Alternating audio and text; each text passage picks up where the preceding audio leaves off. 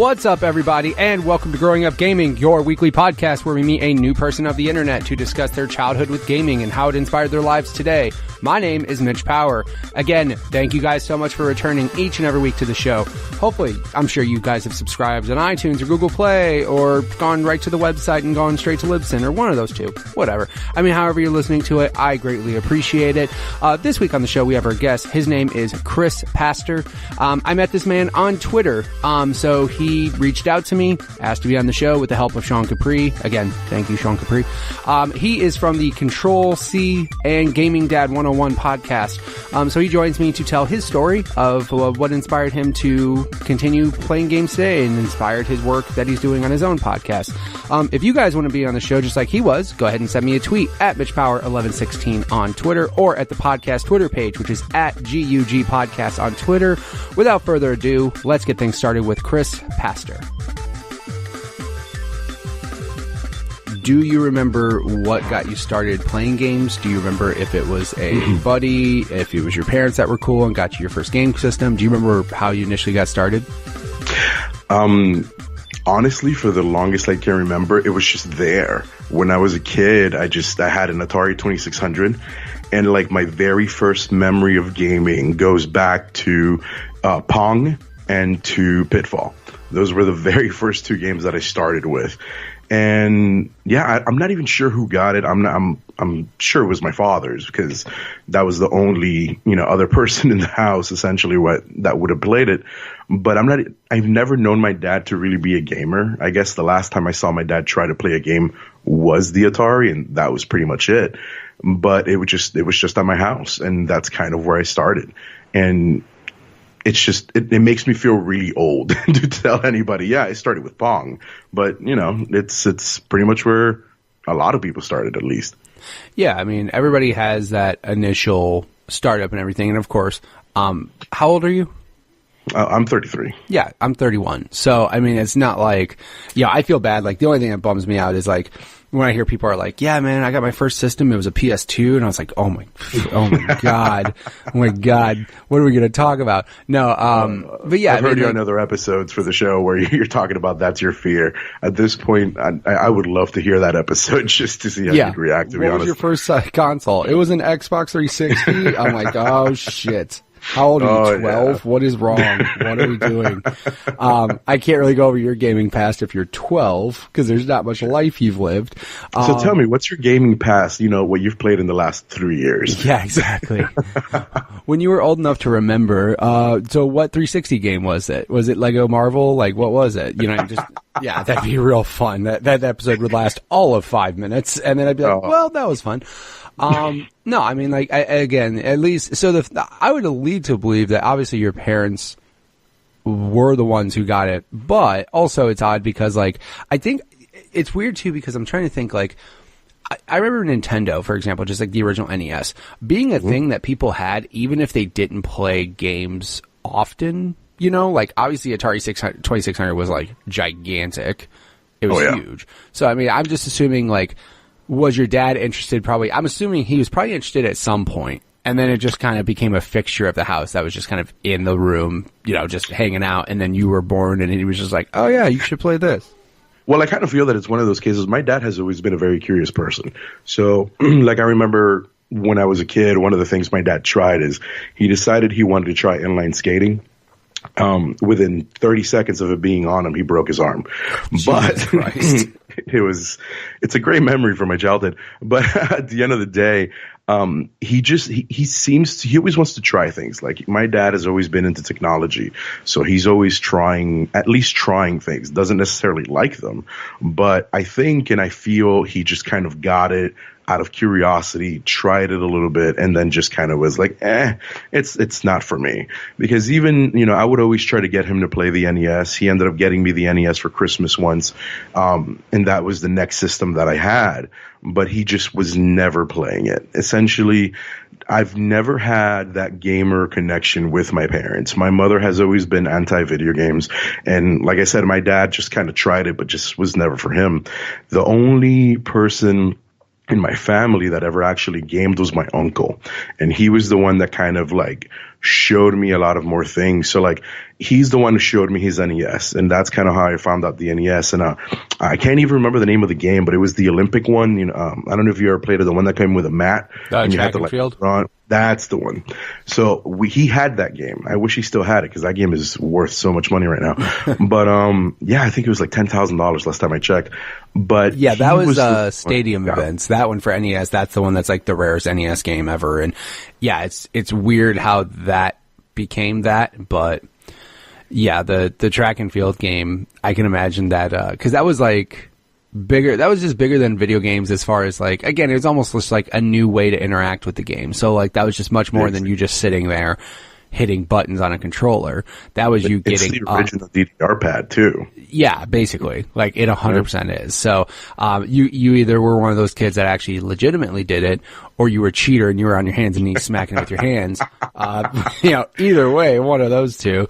I was one of the suckers who actually did it, unfortunately. Yeah, exactly. And then you find out somebody beat you and you're like, how'd you? Oh, that's right. You got tired halfway through and just stopped and just smacked your hands down there.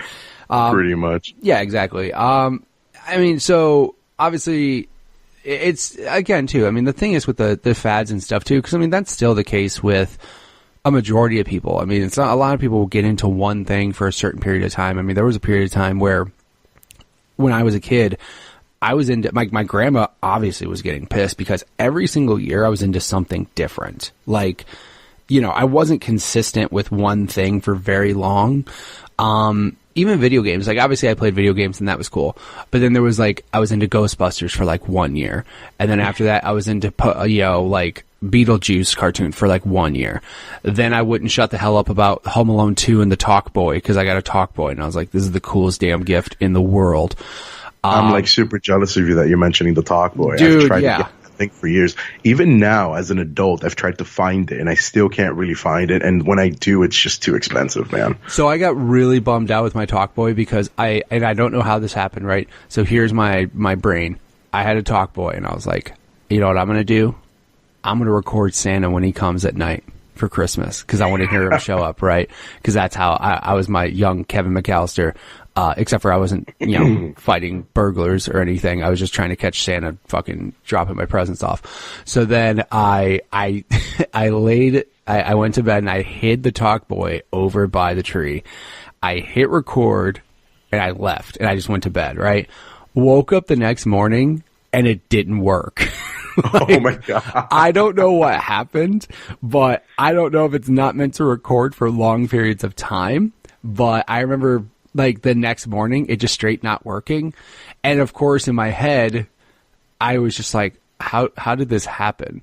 And of course, you know, my grandma may have just been like, yeah, kid, I fucking turned it off, or I turned it off wrong, or I kicked it or something. I don't know what happened. But, yeah, I just for some reason I imagine your parents going up. Look at this kid trying to catch us. Let's turn it off. Yeah, and then they like turn it off and hit some button and break something. I don't know, but I remember waking up the next morning like, cool, I'm gonna listen to Santa, and then I go to play it back and it's just like super broken, and I'm just like, well, I'm sad now. But then of course it was Christmas morning. I got new shit, so I wasn't terribly sad. But yeah, everybody goes through those phases where, you know, I was into yo-yos for about a year. Just like dude, doing yo-yos are like awesome. That. Yo-yos are cool. Like, I don't know if you ever learned any of the tricks. I sure did. But I had like a handbook trying to teach me and stuff. I knew like about 5 or 6 of them. And it was just like my addiction for like a good year. Yeah, and then also too, I remember I would tell my grandma, "No, grandma, I can't get this one. I got to get this one because it sleeps longer, and I got to do that." Like, it was just ridiculous, dude. There was just like a phase, like, and there was all these phases. Video games for the most part stuck. Skateboarding stuck, but otherwise, not a lot else stuck. But I can imagine that your dad's the same way, though. I mean, your dad like probably got something, was super jazzed for it. Obviously the inline roller skating thing was a bit extreme, in more ways than one, because it was extreme to be inline skating, and then also you broke your arm. So yeah, I mean, that's something that I can imagine putting a damper on things. Like, yeah, well, catch me never doing that again. Pretty much. But yeah, I mean, and then you were mentioning your uncle showing you the NES. Was your mom like, what the hell are you doing? Why are you showing him this? I don't want him to have more video games. No, it was more of one of those cases of like, oh yeah, sure, I'm sure you'll get that video game. So like, I'm positive that the NES, when we finally got it, came because my father wanted me to have it. Essentially, it was one of those gifts. But I even feel like he possibly bought it without telling her, to be perfectly frank. But eventually, she got over it. I mean, now, especially now that she knows that, you know, me playing games leads to content creation and it leads to us doing something productive with it. Even when it comes to like, you know, our children, she's a little more accepting of it, but she still kind of sees it as a waste of time. So, you know, it's one of those cases where you're 33 years old, but your mother's still telling you shouldn't be wasting your money on video games. You have other stuff to pay for. Even of course. it's pretty much the same thing. But I mean, would she rather, you know, you could always go to one extreme. You should be like, well, would you prefer booze and meth or video games? Like you could just go to that extreme and then, you know, maybe she wouldn't look at video games so harshly. Well, and oftentimes I do. Usually, you know, I'll give her a call and be like, hey mom, okay, I got to go. The strippers are here, and just kind of hang up. Yeah. That's exactly what I do. Be like, but mom, I'm paying for a college education. I'm doing good in the community. I'm helping a young Latina girl get through college by having her dance at my house. God. There's nothing wrong with that. God, it's a service. Jeez. I'm not doing anything illegal. God, mom. No, it's perfectly legal in the state of Nevada. Like, stop asking questions. Yeah, it's just, you know, but I mean, again, like, some parents, like I said, get super hesitant to where they would rather you do anything else besides games. And then there's also those like, but they'll still at least let you have the games. But then there's that extreme of like parents who are just straight like, no, this isn't happening. Like, did your mom ever get into when all the ratings and all that stuff started coming out for games? Was she ever like super picky about the games you were playing? No, luckily, I am basically from a Latino family. Like, my mother's Italian, my father's Colombian. So they spend 90% of their time watching telenovelas as opposed to paying attention to the whole rating system. So I never really had that issue. The only game that they ever caught wind of was Mortal Kombat, but that's like the one every parent was afraid of. Yeah. Because it was on absolutely everything. But aside from that, Spanish television was not really covering video games. So I never really had that much of a problem. It was basically one of those like, what does this M mean? It just means that it's really good, mom. That's all you need to know. M stands for and you said try to fill in the blank. Motivating. It's a motivational game. There you go. That's exactly what it is. Yeah, exactly. No, and yeah, you're right, because Mortal Kombat was the game that every damn news station was covering as like it was like the devil. It was just like, basically, this is going to be the game that's going to make your kid kill a person. Like, all right. And you know, my mom was to a point, that was when she started getting super into like what I was playing. The only problem is that, like you said, you had like my mom was like, I don't want you playing Mortal Kombat. Now, when she said that, she meant playing Mortal Kombat in my house. Now, I could always go to my buddy Gary's house, and his parents didn't give two shits, and they were just like, I don't care. I know you're not going to kill somebody. So yeah, I mean, we would just play it over there. But that was always the thing. It's like, I don't want you doing X, Y, or Z. X, Y, or Z just meant in this house. I don't want that. I don't approve of that in this house. But then you just go to a buddy's house whose parents are all, nah, you're good. And then we just basically this. Especially back in the day when it was nice and safe to walk from your house to your, you know, friend's house like 5 blocks away. Yeah. Oh yeah, we're gonna go play with Legos. Like that's all we're doing. It's fine. Yeah, exactly. We're not going over there watching, you know, Kano rip out hearts of people's chests. Come on, mom. No, on, Mom. It never happened. I'm better than that, mom. I wouldn't do that. So, and then that kind of leads into another question I usually ask. Did you have buddies that were in your neighborhood that were into gaming as much as you were? Oh yeah, basically I've had the exact same group of friends now for roughly 21 years or so. And we've been inseparable since we were kids. We still talk all the time. We're, you know, even though we lived far away from each other, but we're still, you know, every now and then we even still try to game. I have one of my friends, his name is Rolf. We still, you know, whenever a new Smash Brothers comes out, we're trying to figure out how we can log on to play with each other online and stuff. So we definitely had that connection. And it was just one of those cases where they would come over to my house and play. I'd go over to their house and play. The beauty of it too is, like, for example, in my house, there came a point when I was older where I would have an N64 and my other friend would have a Genesis, and then my other friend would have a Dreamcast. So essentially, I was able to experience all generations just by going to each of their houses. So I've never really owned too many consoles, or at least in my mind, I feel like I don't owe them. I haven't owned that many. But yeah, I was always able to go to a friend's house to experience something. So that was always great. That's literally the best case scenario, like to have a friend who has the other system. Because like in my case, that was absolutely not the case. Like all of my buddies had a Genesis, which again, we were cool because like there was pros and cons, right? There's always pros and cons. So like if everybody has the same console, you could share games, trade, like, oh, I'll let you borrow this or I'll borrow that or whatever. So that is always beneficial. But then you miss out on an entire generation of good shit. Like I literally did not play a Super Nintendo much. Like just straight didn't. And that was the only system I missed as well for some reason. Yeah, like I mean again, you know what it was? It was Sega's marketing on how Nintendo was for kids, and like you want to be edgy, you get a Genesis. And it was just like, yeah, I want to be edgy and cool like Sonic the Hedgehog.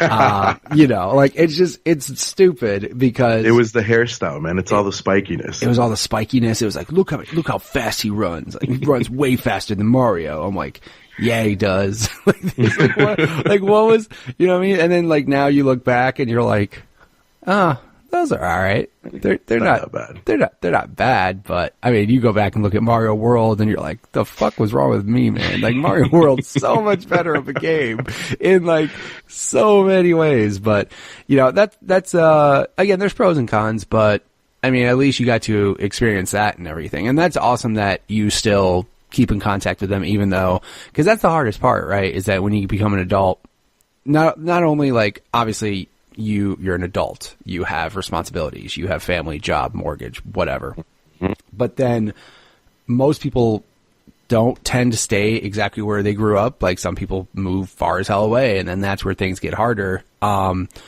used to live in Illinois, and that's where I grew up for my entire school age and all that stuff. And then I moved to Arizona about 11 years ago now. And it sucks because I don't talk to as many of those people there. But one of my buddies, Jared, and my other buddy, Tommy, who I grew up with, like, they were my core group of friends. Like, we'd go over each other's houses and play games all the time. It's funny because the only way I talk to them is over Xbox Live. Like, that's the only way I talk to them. Like, we'll game together still. New shit will come out and we'll just be like, are you getting this? Are we going to be playing this together? So, I mean, that's kind of how I've stayed in contact with my buddies, is through gaming, because some of my other friends have gone down roads that I don't recommend or prefer to take that same road as they did. But the guys that I know that are legit and straight and narrow and good people, yeah, I honestly, if it wasn't for gaming, I don't know how often I'd be talking to them, or honestly, what we would really be talking about. Because when we get on Xbox, it's just, we'll, just bullshit and laugh and think about all the good times we had as well when we were gaming back then too. So, all those Halo 2 nights where there was just chaos. Like just pure chaos. That's the biggest beauty of gaming, though. It's the fact that, especially now that we live in such an age where we can game with anybody from across the globe, it just brings people together and it keeps people together. Like, a lot of people would think, oh, I don't have to worry about my high school friends because I can see them on Facebook, but Facebook only gives you so much, in my opinion. When you get down to it, I feel that with those friends that you're closest to, you're going to get a better connection if you game with them than you would just by keeping, tabs through Facebook. You're interacting back and forth versus just kind of reading a feed and just kind of hitting a like button and moving on, Right. I mean, and also too, like, I think with Facebook, you're also catching the best of times. A lot of people don't like to post like sad shit on Facebook, but then when you're just talking to your boys and stuff, like, they just mention things. Like me and my buddy will just talk about, oh, this is happening in our families, and just, talk like we were back then and shit. Like, but then there's moments of pure hysterical laughing where, there's moments where me and Jared have been playing PUBG, and I get dumbfounded at what he does in that game sometimes. I'm like, what are you fucking doing? And I'm just like, you are killing me right now.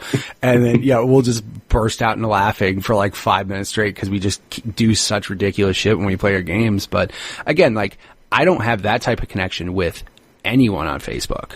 Anyone. Like, I wouldn't have that close of a connection with people from high school as much as I do with him. And I mean, again, it was almost like our meetup. Like, you know what I mean? There was a point in time when, I'd say like a year or two ago when Halo 5 first came out, it was, it was literally a daily thing after work. When I got off work, he got off work.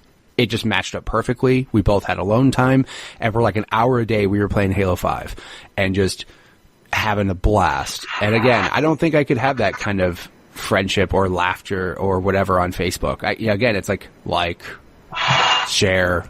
Hey, here's a funny video of some idiot doing something. Share, basically. No, I mean, seeing us do stupid shit and screwing up each other's lives in Halo and PUBG are what make it more of a compelling relationship. That's for sure.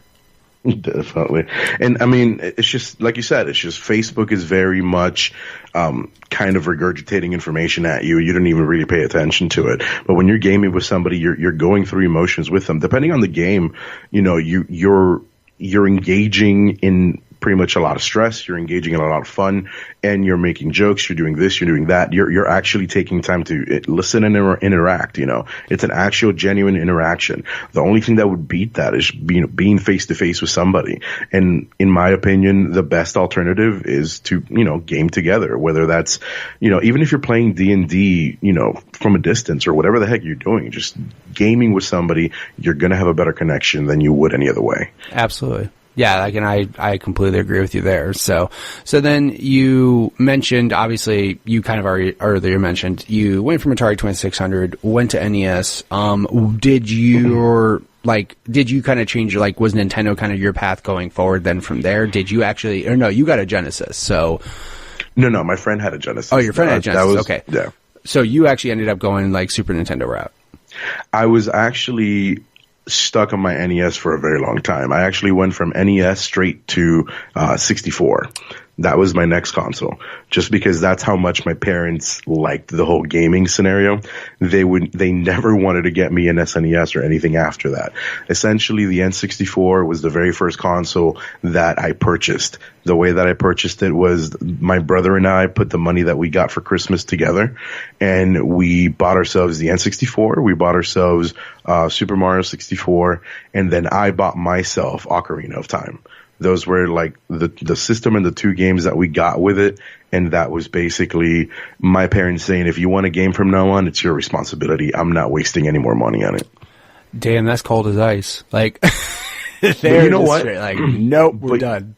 And to some extent, it limited how many games I could play at the time when they were coming out. But at the same time, looking back at it, I appreciate that they did that to some extent.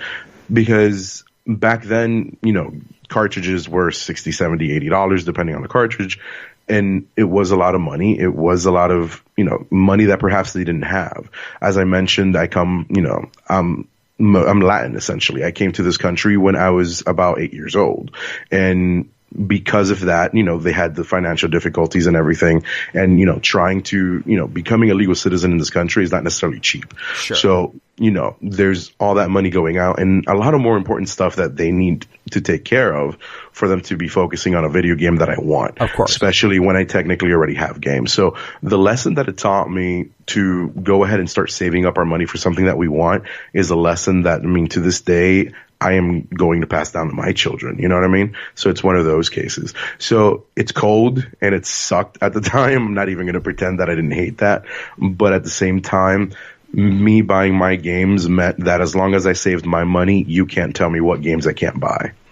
Which is, that's, like you said, that's always a good point too, because I've instilled that into my kids hardcore. Like, I try to stress to my kids that, I work. All the stuff that I have in my house was not just given to me because I'm nice. Like, Like, I busted my ass to get all of this stuff. Now, my kids, from a very early age, I taught them, hey, you do your chores, you'll get money. You don't do your chores, I'll just won't pay you. Like, that's cool with me too. Like, I don't have to give you money. Like, if you work, I'll give you money. If you get good grades, I consider that like a bonus. If you work hard and you get a bonus at the end of the year, I'm like, this is basically your end of the year bonus. You do well, you'll get a really good bonus. You do not so well, you won't get so much of a bonus. So I've kind of instilled that with my kids. For the most part, like I would do when I was younger, my grandma did, because obviously I remember it was a PlayStation. I wanted a PlayStation so damn bad. And she was very adamant. She's like, that's $300. And my grandma in Texas she was the coolest. She was so fucking cool. Like she was one of those that was like really cool about getting me things, like she was the one who got me my Genesis. She's super cool about getting me things, but then also too, when shit got, out of hand, she also pumped the brakes. She was like, yo, that's $300. Like, that's a lot of money. So then she instilled it in me. She's like, you pay for half, I pay for half. I don't care what you have to do to get the half. Like, do your chores, mow the lawns, rake leaves. I don't care what you do. You come at me with half, I'll front the other half, and we'll do that. That's pretty freaking awesome, to be honest with you. And, that's great. Yeah, because, to be honest, here's the crazy, and my kids are also realizing this. For a kid to save $300 and have the drive to not spend it, because, like, when you go to a store and I've saved $100, and there's that new whatever in front of you, that new toy, that new Nerf gun, that new whatever, and you're just like, oh, I could have that right now. I could go home and play with that right now. It is so hard to maintain focus. Like, no, I need to save it for this. Which again, adults have that problem too. But anyways, not just kids. You, dude. Side story, not about gaming, but when I was a kid, so in Latin America, they have this thing called the Three Kings Day, which is basically, I think it's January 6th or something. Okay. I ended up getting the equivalent of $100 for my gift. Of course, my parents gave this to me to, quote unquote, teach me how to save money and open a bank account. Sure. But yeah, I took it to school and I bought all of my friends snacks and I spent all $100 buying them like different snacks and extra stuff for lunch. And that's basically the story you reminded me of with the whole like $300. And I was like, oh man, I did that. I totally did that. I had no self-control, man. Dude, you balled out and you were a king for a day. You were like the coolest kid in school for one day. You're like, you want more stuff? You got it. Just throw up until I got home and got the biggest whooping of my life. I bet, bro. Like, yeah, that, like I said, I was that though, when she did that 150 for me, because again, I was like 150. That doesn't seem terrible. I could do this. But that I literally was driven. And I think she said it in a way like, I don't know if she thought I would really do it or not. I don't know if she said it like, sure, let's see if this kid save $150 without buying something. You know what I mean? But then when I did, she followed through. She's like, no, I said it. You did it. Let's go. And I was just like the happiest kid in the world until I realized you need a memory card. And I was like, what the fuck's a memory card? Because then I was like, oh no, I got to do more shit and get memory cards. Yeah, like that was a fun day. But no, like that's something I've been teaching my kids is that like, look, and I certain items I've kind of done the same thing with them, right? Like certain items I've gone like half and half with. I did that for my son for his Xbox One. My son like got his own Xbox One, had it in the loft, and the thing is I threw it around on him though, because I was like, yeah, you have an Xbox One, but that's my TV up there. So you need to let your sister play on it and you need to share it, or else I'll just not let you use my TV up there. And then like the very next sentence that was out of his mouth was like, what if I buy my own TV? Then what? I'm like, if you save enough money to buy your own TV, that Xbox goes in your room because you bought a TV. He's like, oh, I'll save for a TV. And of course, in my head, I had the same thought, like, this kid is going to go see a Nerf gun and be like, yo, screw a TV. I want that Nerf gun right now. The only problem that I backfired on, and it was my own fault, was his birthday and Christmas are right next to each other. His birthday's in November, Christmas, December. So for that time period, we tell them you're not allowed to spend your allowance because we don't want you to buy a gift or buy something for yourself that potentially somebody could get for you as a gift, right? I don't want grandma and grandpa to go buy you some Lego set and then you already bought it and now, you know what I mean? I just tell them we're going to put a hold on all this shit from November till December. And then the way I tell them is like, after Christmas is over, if there's something you didn't get, you have all your money saved. You can go get what you want. So you essentially forced him to save his money for Yeah, that essentially TV. I forced him to save his money. The problem is I didn't expect all these people to give him money for Christmas and his birthday. And then all of a sudden he's like, hey Dad, I got enough for a TV. I'm like, no, you don't. And he's like, go look at the board. And I went and I was like, shit, you do. And then he's like, I also have enough money for a mount and I would like for you to mount it in my room, please. And I'm like, again, I did the same thing my grandma did. I was like, you're right, kid. I got you. Got him a TV, got him a mount, put it in his room. And then, I don't think I've seen him since. But dude, he's got the coolest room ever he was like 9 or no, he was 10 at the time. Friggin' Xbox One in his room, mounted TV. I was like, yeah, you're living the dream, man. But again, you saved your money, man. You work hard. That's what you get. So yeah, I mean, he earned it at that point. He definitely went all out for it. And then I came across the dilemma. My daughter's like, well, how am I going to play the Xbox then? And I was like, oh no. But then that gave me an excuse to go buy an Xbox One S and go, oh, you can have my other one, don't you? That's how. What's funny is that's how it's led to 4 Xbox Ones in my home. So. Oh man, it's okay. I wish at this point, like me and my wife just keep going back and forth on whether we want to buy another PS4 because she loves to game as well, and it's one of those cases where we end up having to take turns. So, like for example, like when Horizon Zero Dawn came out, I was not allowed to touch the PlayStation because that was her game, and she needed to play that game. And don't you dare even come near the controllers. But luckily for me, I had the Switch and Breath of the Wild, so that's what kept me busy. I was gonna say that's like perfect timing. Like, yeah. You go have fun with Horizon. I got my game right here. We're good. Basically, man. Yeah. So, I mean, again, my wife has to, like, look at me every time I tell her we need another Xbox. Like, when the X came out, I was like, no, but you don't understand. We're going to take the S and put it in the living room because it's a 4K Blu-ray player, and that's how we'll use it there. And she just looked at me like, you just want to come up with any excuse to buy a new Xbox. And I'm like, I do, but it's all worked out in the end because everybody's happy. Everybody's happy. Sure, it's an excuse, but everybody's fine. Yeah, I know. I was like, everybody's fine. I'm not going broke. I saved up my money. We're good. I'm not, it's not like I'm buying this Xbox and we're not going to have like water the next month. Like, we're good, right? Like, I planned ahead for all this. We're fine. So, but again, like I feel if you work hard, you save your money, go do what you want with your money, man. It's your money. Who gives a shit? Yeah, definitely. And I'm glad your mom was cool about it too, though. At least she wasn't like, go do what you want with your money, but then certain things, she's like, you're not buying that stupid shit. Like, at least she was cool about that. Nah, man, it worked out in my favor because at the end of the day, like, like I said, I went from Atari to NES, from NES to 64. And then the next one that I got, once again, going back to my uncle, who's the one who, like, the only member of my family who gamed and would push gaming, I ended up getting an original PlayStation, one of the PSXs, the smaller container one.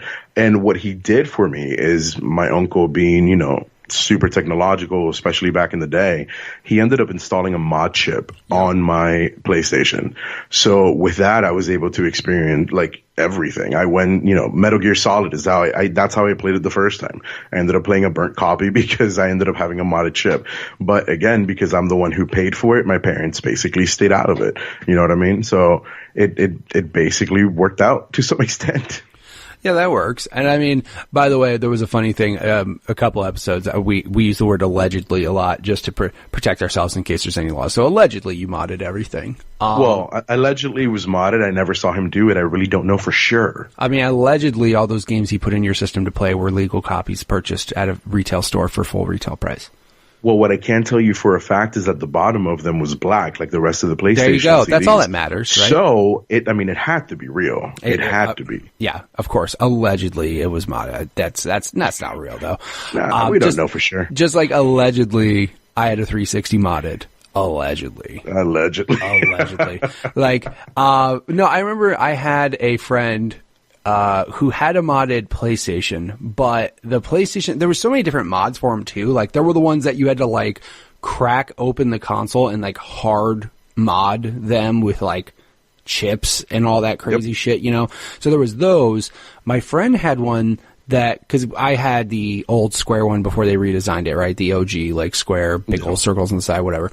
I had that, and it had that expansion port in the back that like only ever got used for like Gameshark. You know what I mean? Like, that's it. I don't know if you ever knew what Gameshark was. Did you ever know what that was?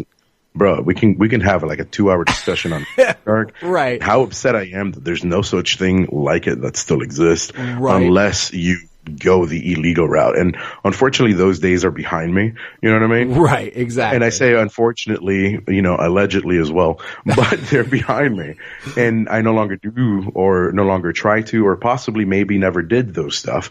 But at the end of the day, I really miss Game Genie, man. And I wish it was still around. So yes, I do remember with a passion. Yeah, so Gameshark, like my buddy had a device that looked like a Gameshark. Okay, so it looked like a Gameshark, but the way his was modded was you had to put in original PlayStation games, and then there was a spring that you put inside the disc tray thing to where basically you'd have to put in a legit game. It didn't matter what it was. It was just a legit game. And then after the PlayStation logo went away, you would open up the disc tray, or you would pop the top on the disc tray, swap it for the game that was burned, close it, and it would just play. And that was like, it was very strange, but like I remember them having that.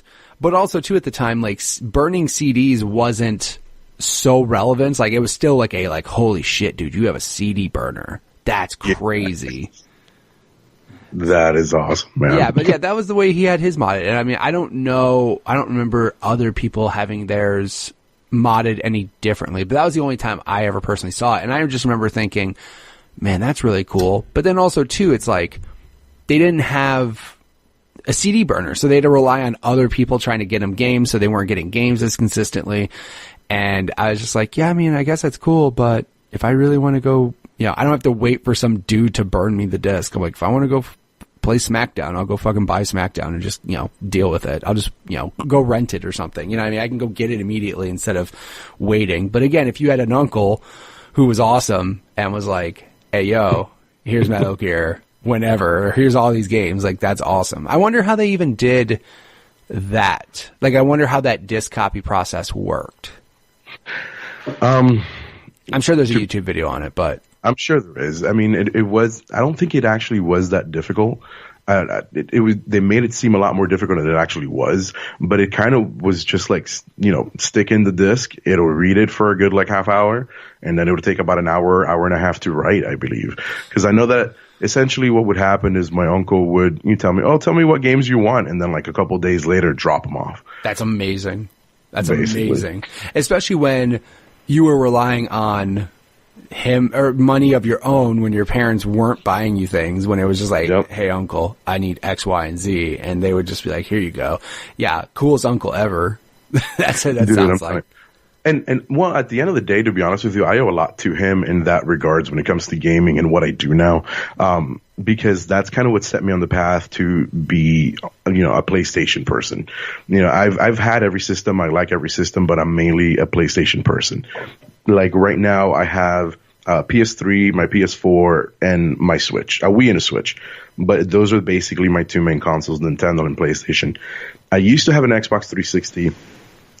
That's the only Xbox, console I've had from the Xbox family. But at the end of the day, what started to happen is it was just kind of sitting there collecting dust. And I just kind of went away from Xbox, you know what I mean? And I just haven't gone back because they don't have, like, at least this generation, they don't really have the games that I want to play that make me want to buy that system. That is changing every day with all the news that has been coming out, from Xbox. Yep. But I haven't had it. So I've been mainly a Nintendo and PlayStation person. And with Nintendo, I've never been very apologetic. You know how there's always been those people that, well, Nintendo's just doing this. Well, but Nintendo's always awesome. But Nintendo, you know what I mean? I've never been that person. I've always called them on their crap, and I've never defended them whatsoever when they've done their screw ups. But when they have something good, like for example the Switch, I will praise them to the end. But those have been the two systems that have had my heart from the beginning. Yeah, I mean, like, and everybody has their own preferences and stuff. And like I said, I have all of the consoles. I prefer Xbox just because of, it's funny because like I had a PlayStation. And I mean, most people like they go down the PlayStation route. I think 360 though was the generation that like fucking everybody had a 360. Like even if you were PlayStation 2 hardcore and you said Xbox was stupid and all of that stuff, when 360 came out and just the online and it was cheaper right from the beginning. And I mean, just like all these factors, I think so many people did go to 360. Obviously, afterwards is depending on whatever they wanted to do. But I think like everybody just has that that their own personal preferences and stuff. I've never had a problem with anybody, but also too, I'm not afraid to call people out on like any company about their crap, because like everybody has made mistakes. Like Don Matrick almost ruined the Xbox. That motherfucker. Like that. But tell me how you really feel. Yeah, no, that guy, dude. I remember watching that press conference going, what am I watching right now? And then also like how they screwed up the messaging and all that stuff. I'm like, what are we doing right now, guys? You are breaking my heart right now. I was still jazzed because I was like, I was more in line with Xbox stuff than I was in PlayStation. So of course I was still on board, but like it was getting hard to defend it. And then I got to a point where I was just like, whatever, I can't. They're just screwing up. But then like, same thing with Sony when they're online. Back when 360 and PS3 were around, was just abysmal. Like, it just wasn't good. And you'd have those Sony people that were like, no, man, Sony. Like, one guy told me how awesome PlayStation Home was and how that was the killer that 360 didn't have. Okay, let's. I was like, bro, you are just delusional. There's something wrong with your head right now. Like, what are you saying? I enjoyed PlayStation Home. And it had potential. Let's be realistic. It had its potential. It absolutely did. Especially if you were to have a PlayStation Home now with a VR asset. Yes. You know what I mean? But that aside, it was not great. No. It had some mini games, but aside from that, it was just, you're just walking places. You're just looking at things, and you're living in a very boring digital world. Correct. You know what I mean? It was very empty. It had really no value to it. Whenever they would do the theme worlds to whatever games were coming out and stuff, that potentially was cool depending on the game. But aside from that, sometimes you had these worlds where you just walked. And then congratulations, you got a t-shirt because you walked in this world. And that was all there was to it. Like, I don't know what that person or what, I don't know if they're your friend or not. If they're your friend, maybe reevaluate. But at the same time, there was nothing to Home. It had potential. They just never used it and it never lived up to it. Yeah, I mean, with him, the thing is like, I worked at Best Buy and stuff. So like, some people were like super PlayStation, some people were super Xbox, and then some people were just only Wii. Which I was like, okay, only Wii? You sure? Which again, there's nothing wrong with the Wii, but like, again, like I think there's a point in time when Nintendo became like, not your secondary console, but it couldn't be the only console you had, just because the third party support was going everywhere else. So it was like, I knew so many people that had a PS3 and a Wii, or an Xbox 360 and a Wii. You know what I mean? Like that was like a staple in everybody's home. Because it's Nintendo, and if you want to play awesome Mario Galaxy and shit, you kind of had to have a Wii to do that. You know what I mean? So that's where that came about. But I mean, he was just like all about his PlayStation 3. And I think when Home like was being mentioned of what it could be, and then came out and was like next to nothing like it, I think he just in his head was like, no, like you just said, the potential. Like, yes, the potential's there. I get potential's there. When's it coming? Because last time I checked, I bought a PS3 for Kingdom Hearts 3, and guess who's still fucking waiting for that, right? Oh, Lord. We're going to wait for that for a while. I have a bet with my friend that game's not coming out till at least 2020. God. I really hope not, because I'm a really big Kingdom Hearts fan. I'm thinking not this year still. I don't think so. Just because Square Enix will have a press conference and they'll say this year, but then they'll slip till next year, like Final Fantasy and all that shit. I love that Final Fantasy 15 press conference, by the way. It was so good. They're like, this is the date. We're not moving it. And then fucking 3-4 months later, you move the date. And like, I don't have, again, I've gotten to that point where I've been burned so many times that I'm just like, you know what? I don't want to talk about this game. I don't want to see shit until it's in my hands. In my hands, I will go, this game is out. Thank you.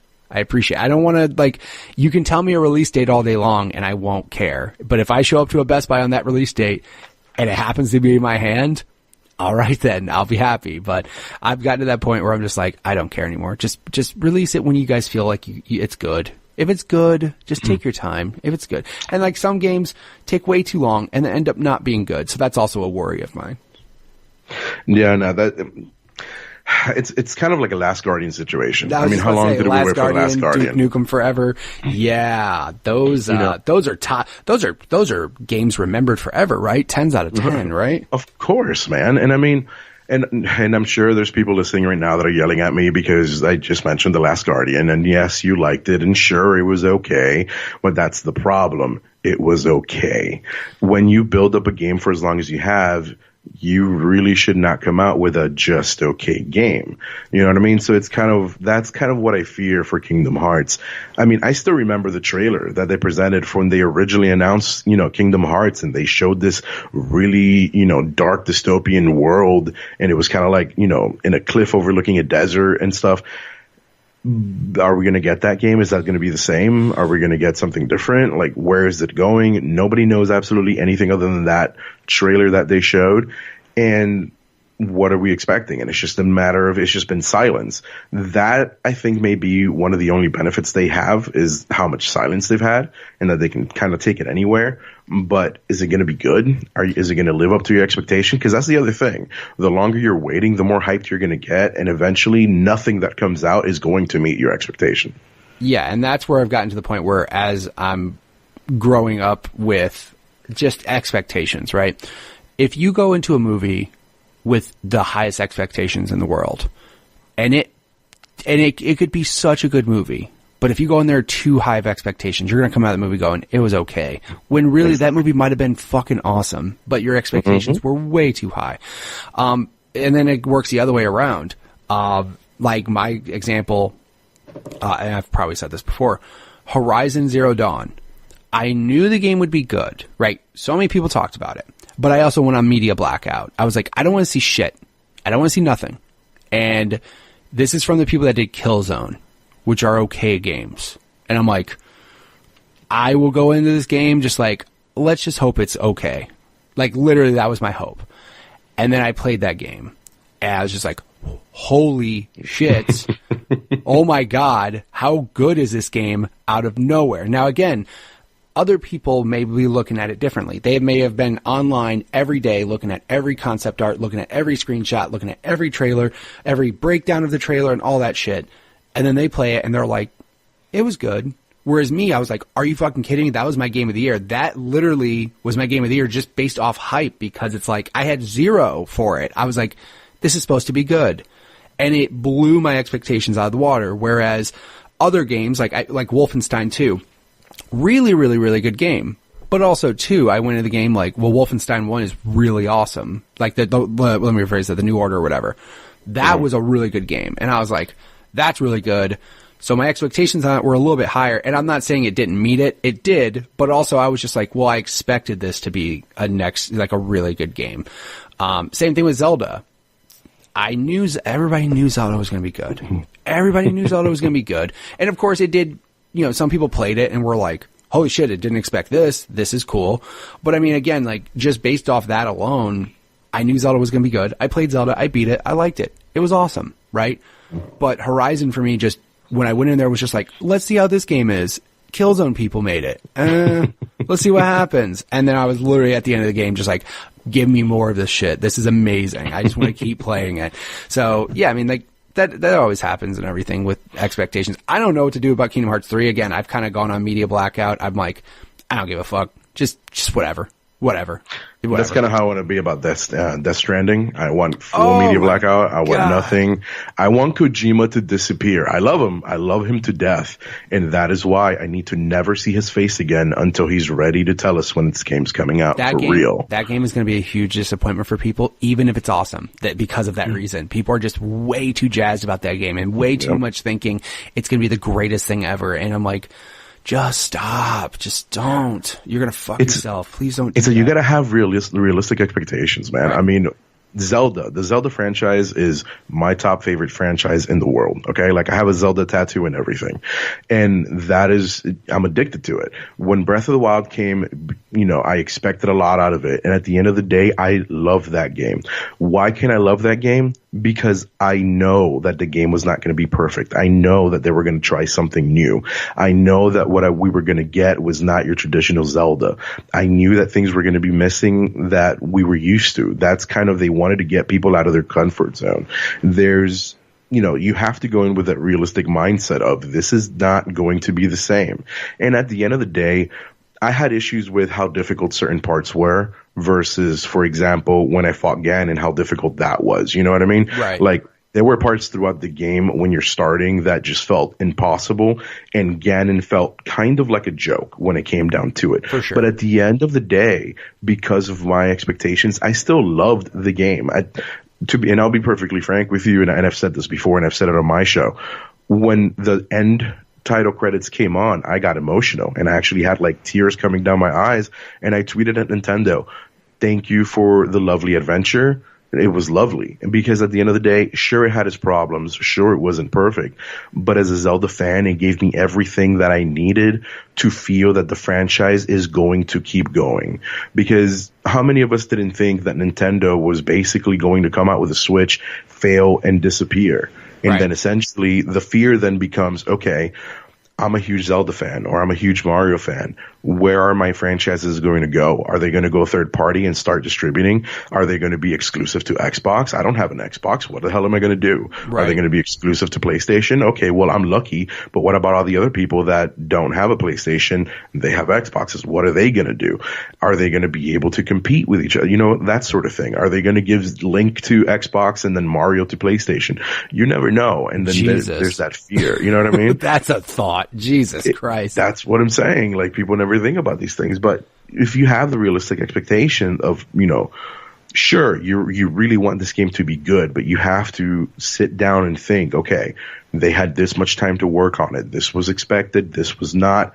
What are they trying to do? Okay, I need to set myself up for, a 7. The game got a 10. Excellent. But I was prepared for a 7. You know what I mean? Yeah, that's it. I mean, again, I was expecting a Killzone, and I got way better than any Killzone could ever be. Like, I was just like, shit, I could not believe how good that game was. And the other game that did that for me too was Shadow of Mordor. The only reason why is because I got Destiny, right? Destiny 1. Mm-hmm. And that game was very much a product of hype, where everybody hyped it up to be the greatest shit ever. And then vanilla Destiny is the most boring shit I've ever played. Like, take Peter Dinklage to this place, make sure he does his thing, don't let him die, and repeat and fucking... I was like... I literally played that, and I literally was just like, is this what this game is? Like, yes, the gameplay's good. It's shooting. It's Bungie. They know how to fucking make a good shooter. I get it. But I'm like, I'm not doing this shit for as many hours as they think I'm going to. So I quickly got rid of that game. And then I was like, everybody's talking about Shadow of Mordor. Like, this is supposed to be good. Now, here's the thing. I don't give a shit about Lord of the Rings. I don't. I really don't. I seriously don't care about, I'm not into the elves and dragons and no, I'm just not into that time period, right? I'm more into sci-fi and stuff. So Destiny, as far as a storyline, if there was one in vanilla Destiny, would have spoke more to me. But then I was like, oh, let me just try this game. And that gameplay loop was so good, I didn't give a shit. I was just like, I literally was like, he's get this ring. Who gives a shit? Can I just go back to killing people and taking them over and doing this nemesis system? Because this is so good. And that was again, that expectation. I was like, I heard this is okay. Let's try it. And I was just like, what in the hell am I playing? This is crazy. So I have to know, because I'm curious now at this point. How long did you stick with Destiny? 12 hours, maybe. Wow. I was done. I couldn't do it. I tried everything. Because again, that hype and that potential was so there. And of course, everybody always argues, well, 2 years later when Taken King and this came out and this came out. Yeah, I get that. That shit wasn't there immediately. And when I was playing it, there was just nothing that caught me. I was just like, I'm doing the same shit for 12 hours. And I got to a point where I'm like, I need to get rid of this before it loses value. I need to trade this shit in sooner than later before I get pissed that I'm only getting $10 for this game. So I was just like, I abandoned ship way fast. And then everybody was still playing it. I'm like, yeah, fuck you. Fuck that shit. I'm not doing that. This is stupid. I'm not doing this anymore. And then, of course, Destiny 2, same thing. Destiny 2 came around and I was like, nope. I remember this shit. No, I refuse. And I didn't buy Destiny 2. Some people told me it's good, but then you see on forums, Bungie doesn't care about its community. It's lacking this. And I'm like, I fucking knew it.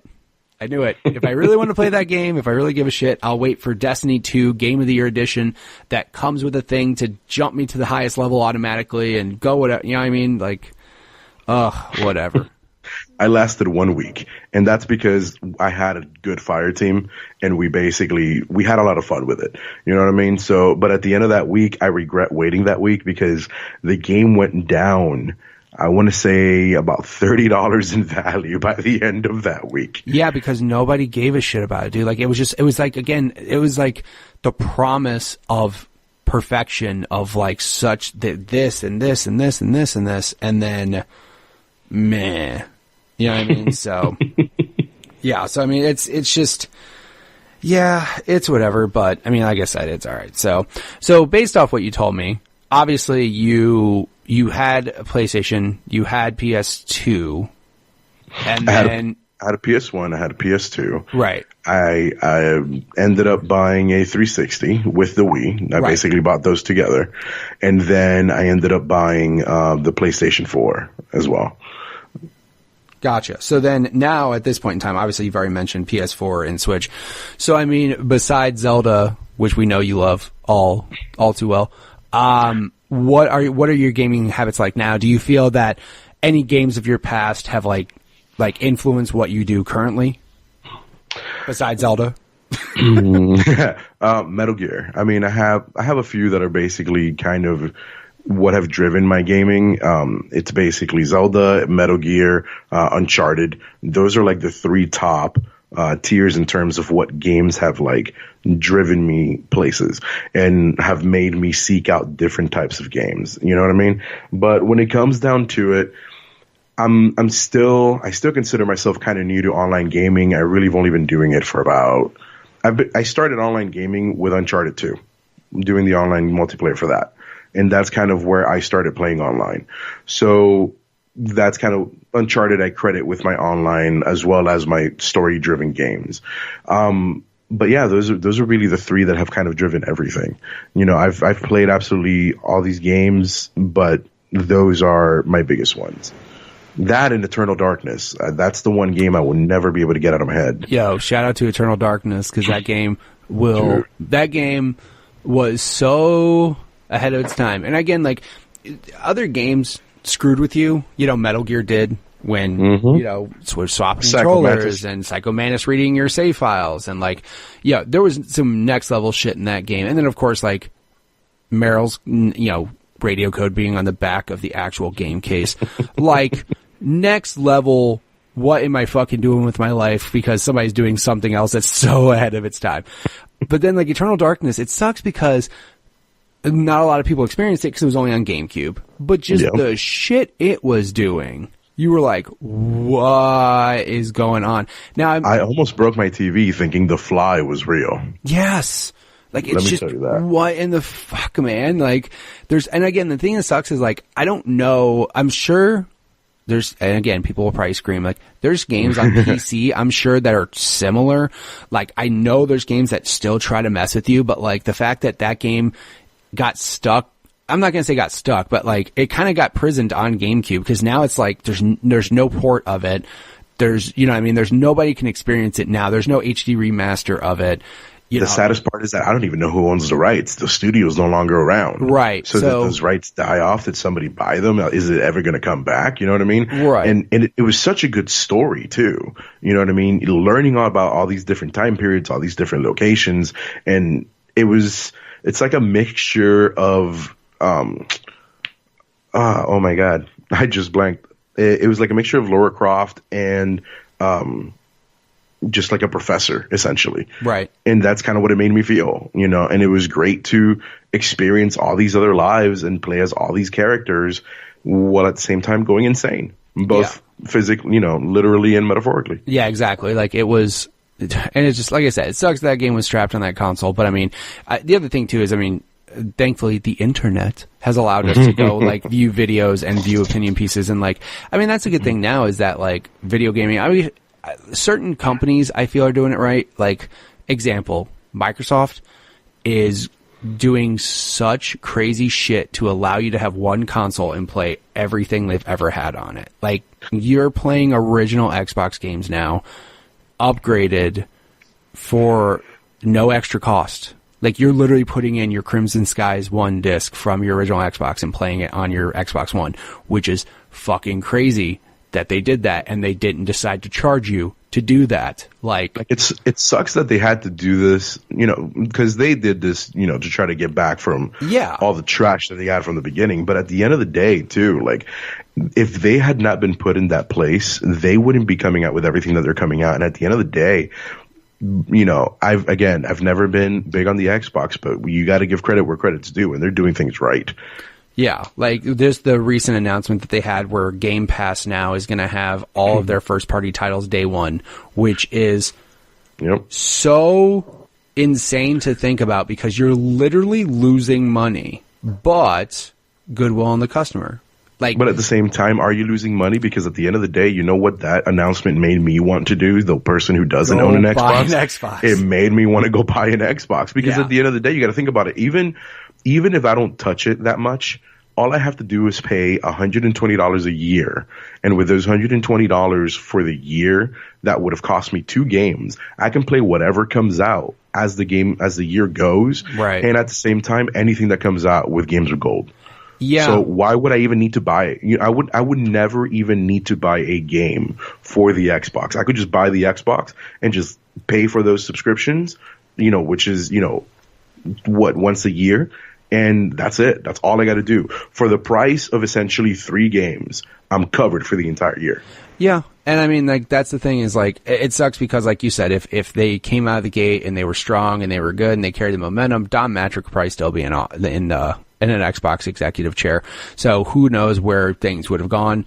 But yeah, when your back is down and you know, your back is against the wall and you're like, fuck, we got to do something. I also like, though, how Microsoft has gotten to a point where they're like, fuck it. We're just going to do all this shit. And we really don't, like, they don't care about being number one anymore. They're just like, and they don't even announce, like, dude, when they put all of their exclusives on PC as well, they were just like, are you buying it? All right, cool. We don't care. But I mean, the same thing now is like Game Pass. Like when they announced that, I was like, would Sony have done that knowing how much money potentially could be lost? However, Microsoft's got that just stupid bank account where they're just like, let's see what happens. And I guarantee you, like, so many people are going to be like you just said, like, they sell Xboxes that come with 3 months of live and 3 months of Game Pass and nothing else. I'm like, dude, you might have That's all you need. Yeah, exactly. I'm like, you do that, and some people are like, oh, it doesn't come with a game. I'm like, well, technically for 3 months, it comes with 100 games. Like, you could do whatever the fuck you want for 3 months. You're set. You don't even have to worry about it. You get, you know,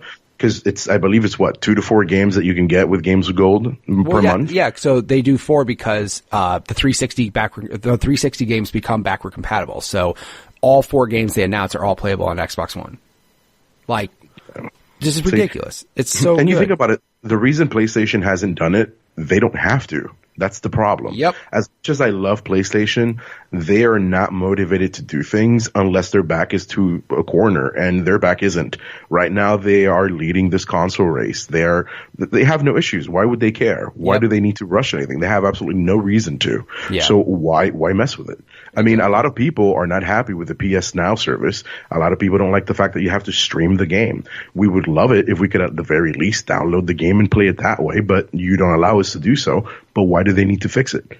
Yeah, there's absolutely zero need. The craziest thing I ever saw was on PlayStation Now, there is sometimes a wait to start streaming a game. Like, there is a queue of people where you have to wait to start streaming the game. That's ridiculous. What? If that happened to Netflix, no one would fucking have it. Like, no. Oh, I'm sorry. You have to wait to watch Stranger Things 2 because 200 people are watching it ahead of you. You got to wait a little bit. What are you saying right now? Like, are you fucking joking me? Last time I checked streaming, that is, no. I saw that screenshot and I was like, that's not real. And then I was like, oh my God, I found it was. But oh well. So, again, I'm happy with everything though. I have a PS4. I have again, it is my exclusive machine for Sony though. Like, am I jazzed about God of War? Yeah. Do I really want to play Spider-Man? Yeah, fuck yeah. Real bad. Although I fear for that game, but that's another topic. But, no, I mean, like, I have it, but again, like, everybody has their own preferences, but at least, as long as you're happy playing games, who gives a shit, right? Basically, I mean, at the end of the day, you have your fun. The console wars is a myth. That's the way I've always looked at it. I've never really had to experience anything with the whole console wars. I know that there's some people online that are toxic and they do, but they can deal with themselves. I don't really care. At the end of the day, go have fun in whatever system you feel comfortable in, or whatever system keeps you happy. You're the one spending the money. Enjoy what you enjoy. End of story. For whatever reason it is that you enjoy it. Like, for example, one of the reasons I enjoy PlayStation, I prefer the controller for PlayStation better. But I know that Xbox controllers tend to be the favorite, especially among professional players. And that's fine. But at the end of the day, I'm more comfortable with PlayStation, so I'm going to go with PlayStation. And anybody who wants to go with Xbox, go with Xbox. If you only want to be on Switch, be on Switch. Whatever keeps you happy, man. Except for those Joy-Cons just by themselves. They're kind of weird. No, I'm just playing. Actually, I love playing that way. Everybody makes fun of that whole presentation where he was sitting on the couch and just kind of like relaxing. I promise you, 90% of the time, that's exactly how I'm playing. I tried playing Zelda like that and I couldn't. I had to play Mario like that. Mario, you had to. Like, just, I'm not saying that not just because of the motion controls. It just was like, with the motion controls, it just felt so much better. You're just like, yeah, this is a completely better game just playing it with the, separate Joy-Cons. But shout out to Nintendo's Pro Controller. That shit's pretty good. Nothing wrong with that. Mm-hmm. It's basically a copy of an Xbox controller, like completely a copy of an Xbox controller. But that's okay. And again, everybody go have fun playing games. That's why we do this shit, right? So that's all you gotta do. Just go have fun. Speaking of fun things around gaming, you mentioned earlier you do a podcast, so feel free to promote yourself and what you do. What is it that you do around gaming? Well, I have a podcast called Gaming Data 101. It's through the Geek and Cast Network, which is basically a podcasting network where we're having shows that are coming out. So right now we have Gaming Data 101, and we have a show called Control C, and that's basically like the computer command, CTRL plus C. And you can basically, Control C is a movie review podcast where we talk about different movies, both old and new. And then, of course, Gaming Data 101 is a show where we're talking about gaming and parenting as a topic, kind of put together. It's a show, like we said, we're gamers that became dads and now we're looking for cheat codes. That show is catered for dads, but everybody's welcome. So if you guys want to check those out, by all means, please do so. You can check us out at geekandcast.com. You can follow us on Twitter at geekandcast, and you can follow me personally at ViskZen on Twitter. All right. And again, also too, I will have links in the show notes for everything. So if you want to check out any of the stuff he does, feel free to do that. Dude, thank you so much for being on the show. I really appreciate you being on here, sharing all your stories. And dude, it's been a pleasure, man. Thanks, man. I appreciate it. All right. And again, thank you, Chris, for being on the show. If you guys want to check out any of the things he has, the website is geekandcast.com. He also has two podcasts, Control C and Gaming Dad 101. Again, if you want to check out his website, there's links to both, and I'll also have links in the show notes for everything as well. If you guys want to be on the show just like he was, go ahead and send me a tweet at MitchPower1116 on Twitter, or at the podcast Twitter page, which is at GUG Podcast on Twitter. Also, I have a website, which I don't ever update, but I'm trying to get better at. So I keep saying that each week, but I promise you I'm getting better. GUGpodcast.com. And there's also a Facebook group, Growing Up Gaming Facebook. Just search that and you'll be able to find the group right away. And again, thank you guys so much for listening each week. Subscribe, show me a rating on iTunes. Let me know if you like the longer episodes. If you think things are good or bad, go ahead and let me know. And I can only thank you guys so much for the support, and I'll catch you guys next week. See ya.